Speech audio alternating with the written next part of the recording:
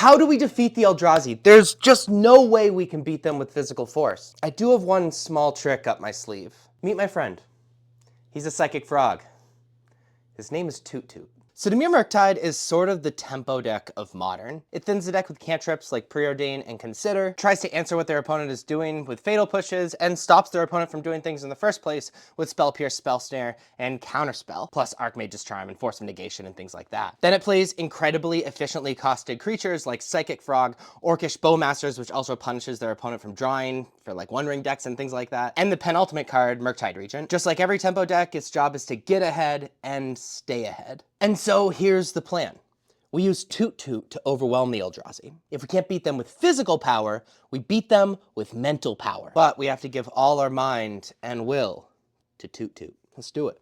Okay, so here are the forces you have to work with Toot Toot. We're playing black and blue lands that come in untap, such as Darkslit Shores, Swamp, Island, Polluted Delta, so we can fetch both those swamp and those islands, and then also other blue fetches like Scalding Tarn. You could play Flooded Strand, Misty Rainforest, you name it, because blue's a little bit more important than black in this deck. We use those to also fetch out Watery Grave if we want a dual land coming in untap, or Undercity Sewers, which comes in tap but allows us to surveil the top card of our deck when it enters. Being able to select what cards that you draw is incredibly important in tempo decks like this. Our cantrips are Preordain and Consider, both of them allowing us to thin our deck and in their own ways select what cards we're ending up drawing so that we can draw into the cards that we need. Spell Snare is slowly coming back into favor in Modern because there's so many powerful 2-drops, especially in the energy deck, that we need to be answering, and we're mixing that with a Spell Pierce as just very cheap answers to non-creature spells, especially if we can snag something like the One Ring with a Spell Pierce. That's a giant mana advantage. As far as other counter magic, we're running literal counterspell. Just having a counterspell that doesn't care about what it's countering is excellent. Archmage's Charm, which is, yes, a 3-mana counterspell, but also has other utility, and Force of Negation so that we're allowed to tap out once in a while and we can answer combos. Subtlety could also be considered a counterspell, mostly delays opponent's creatures, but allows you to sort of beat in with another creature as well. Sink into Stupor allows us to play a land and a counterspell. It's not very good at either of those things, but having the utility is important in a deck like this. As far as random utility, we're playing a Cling to Dust, which not only serves as main deck graveyard hate, but is also a decent mana sink for us to draw more cards as we escape it. As far as kill spells go, we're playing 4 Fatal Push. It's a very cheap removal spell, and some Toxic Deluge so that we can wipe the board against those scary energy decks. As far as creatures and ways that we're going to attempt to kill our opponent, we've already mentioned Subtlety. We're also playing Orcish Bowmasters, which punishes your opponent if they end up drawing cards. We're playing our bestie Toot Toot, the Psychic Frog, which frankly is a must answer in this deck because every time it attacks, it allows you to draw cards, and you're playing so many cards, your graveyard's almost always full so that you can always have it have flying. And so the longer it sits, you're drawing effectively 2 cards a turn, and you're making it bigger because you're going to be drawing cards you might not need. And then our big haymaker is Murktide Regent, which again, like I said, we're playing so many cards, our graveyard's almost always full, so we can very often cast Murktide Regent just for 2 mana, have it be a 6/6, 7/7, maybe even 8/8, and just jam in and kill our opponents. As far as the sideboard goes, we're playing Consign to Memory for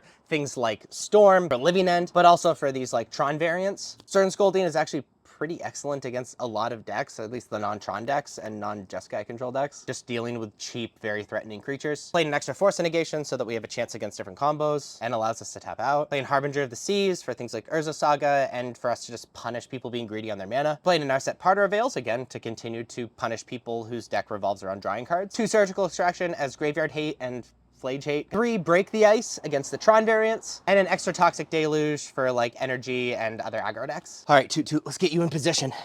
First, let's give you a quick rundown on some of the strategies that we have and combos and synergies that we can use to take out the Eldrazi. First off, remember that if you have a Murktide on the battlefield, you can use another Murktide to exile instants and sorceries in your graveyard as you cast it, and it makes the Murktide in the battlefield even bigger. This also works with exiling things with Psychic Frog, which you can do at instant speed. Also, as with any deck with Subtlety, if somebody's interacting unfavorably with a creature on the stack, you can always cast your Subtlety to return that creature to the top of your deck so you have a chance to recast it. This is especially good if you have a way to just like cast Subtlety instead of evoke it, because you effectively end up negating their counterspell. Okay, we have an opening, let's go.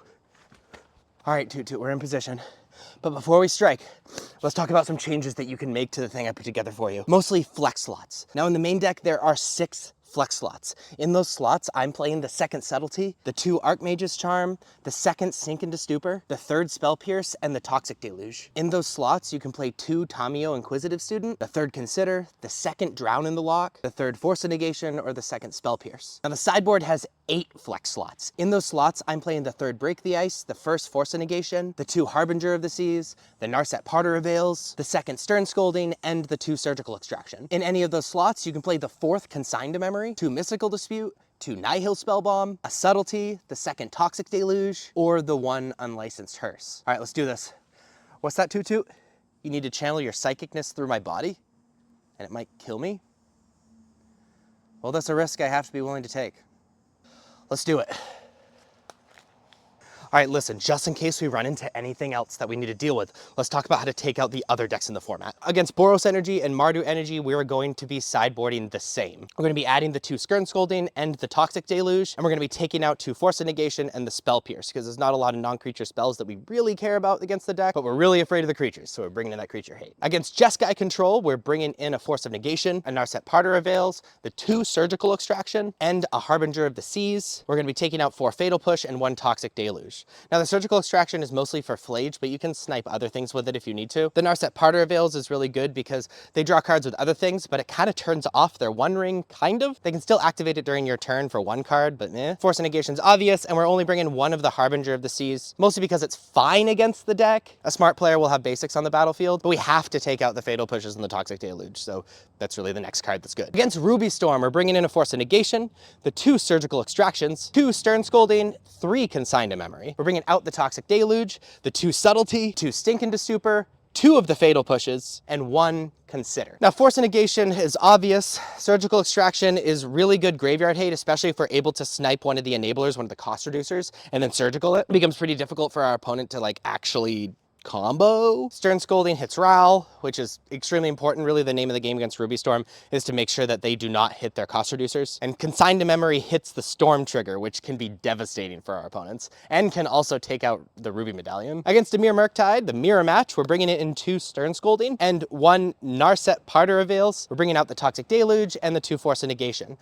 In these tempo mirrors, it's really important that every card really does something relevant, and Force of Negation, where you effectively 2-for-1 yourself, isn't very good against a deck that doesn't really have any cards that is worth 2-for-1ing yourself over. Against Eldrazi Tron and normal Tron, we're going to be sideboarding the same, bringing in 3 Consign to Memory, 2 Harbinger of the Seas, 3 Break the Ice, 1 Narset Parter of Veils, and 1 Force of Negation. We're going to be taking out a Toxic Deluge, the 4 Fatal Pushes, Cling to Dust, the 3 Spell Snares, and the 1 Consider. Now, really, the name of the game is to stop them from getting their mana. In Break the Ice, stopping them from being able to cast their spells in Consign to Memory, even more stopping them from getting their mana, which can be extra good because they really need the waste mana, in Harbinger of the Seas, and Narset kind of stops the One Ring.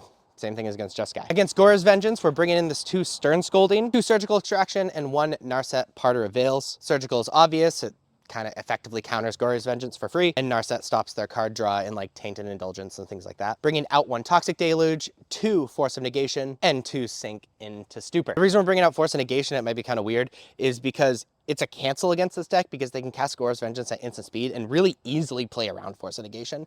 And so we just take it out.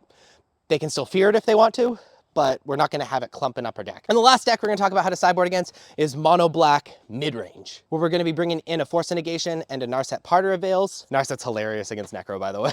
I'm bringing out a Toxic Deluge because they don't really go wide, and a Spell Snare because they don't really have that many 2-drops we care about. In this post-Modern Horizons 3 metagame, it's actually pretty difficult for pure tempo decks to deal with the raw power of these Modern Horizons 3 decks. Nevertheless, Dimir Murktide seems to be remaining a staple within the meta, but as you've probably seen from the sheer amount of flex slots in the deck, has not been figured out yet, but that's kind of by design. With tempo decks, you kind of have to morph your deck to have edges against the decks that you expect to play against, because it needs really clean answers to remain ahead. And if you don't guess right, then Murktide has a hard time keeping up. All right, let's do this, Toot Toot.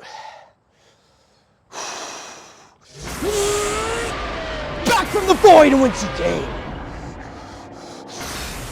We did it, Toot Toot.